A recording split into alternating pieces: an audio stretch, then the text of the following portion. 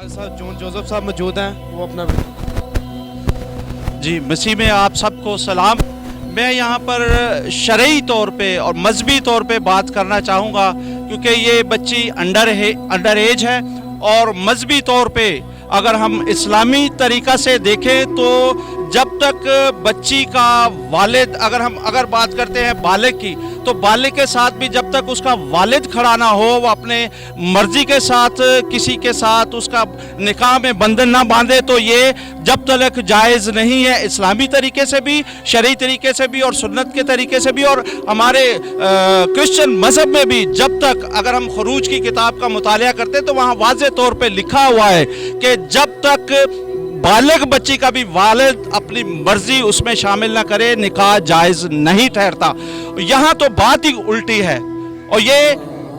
एक कड़वा सच है कि हम मसीही कौम के साथ पाकिस्तान में नाइंसाफ़ी हो रही है,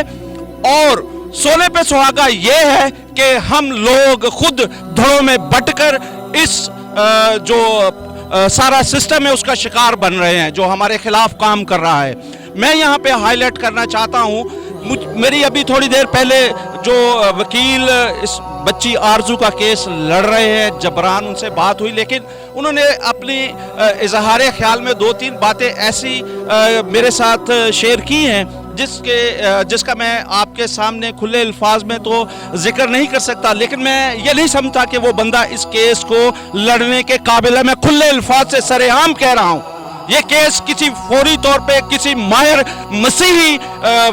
वकील को, एडवोकेट को, जो इस केस को लड़ने की जुर्रत रखता है और अपने पाक कलाम को,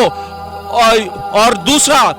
इस्लामी नुक्ता नज़र से कुरान पाक को भी वो उसी तरीक़ा से जानता हो, क्योंकि ये मजहबी मसला है, इसमें हमने इंतशार का निशाना नहीं बनना, ना शिकार होना है। बड़ी समझदारी के साथ और बड़े अक्ल के साथ हमें इस केस को टैकल करना पड़ेगा, जब भी खुदावंद हमें इसमें सरफराजी देगा। फौरी तौर पे हमारी कौम को यकजा होना चाहिए, धड़ों में नहीं बटना चाहिए। मेरा ये मैसेज है सारी कौम के लिए। मैं MRCCP का चेयरमैन होने के नाते मैं आप सब से रिक्वेस्ट करता हूँ कि प्लीज़ खुदारा अपनी बच्चियों की असमतों को बचाने के लिए, इन दरिंदा सिफ्त इंसानों की दरिंदगी से बचाने के लिए एक प्लेटफॉर्म पे इकट्ठे हों, और जिस बंदे को आप अपने इस केस का सारा दारो मदार देते हैं, उसके हाथ जिम्मेदारी सौंपते हैं, सोच समझ के, अक्ल के साथ, क्योंकि खुदावंद ताला ने हमें बसीरत दी है, हमें अच्छे पढ़े लिखे साथी दिए हैं, और हमें मशवरा करना चाहिए। किसी एक टोले का वो हमें जो है ना वो बिल्कुल उसकी गिरफ्त में नहीं करना चाहिए, और ये सोची समझी पॉलिसी के तहत मैं समझता हूँ ये सोचा समझा मंसूबा है जिसके तहत ये सारी गेम चल रही है। हमें 9 बजे का टाइम बताया गया था, यहाँ पे 8:30 बजे बच्ची को कोर्ट में जो है पेश कर दिया गया है, और सिर्फ खाली बच्ची ही जज साहब के सामने गई है, उसका वालिद या वालदा नहीं गई। तो यहाँ पे मैं फिर कोड करूँगा इस्लामी तरीक़ाकार के नज़रिए से, मतलब कुरान पाक की रूह से,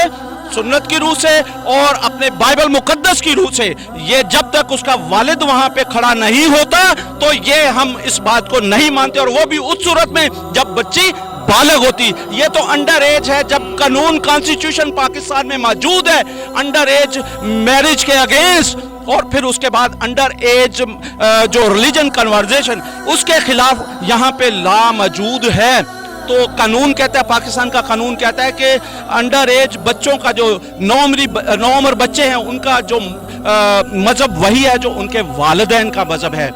तो मैं आप सब कौम को एक रिक्वेस्ट करना चाहता हूँ कि खरूज की किताब को, खरूज के हिस्से को पढ़े, और अपने मुस्लिम उल्मा से जो हमारे करीब रहते हैं, जो हमारे दोस्त भी हैं, जो हमारे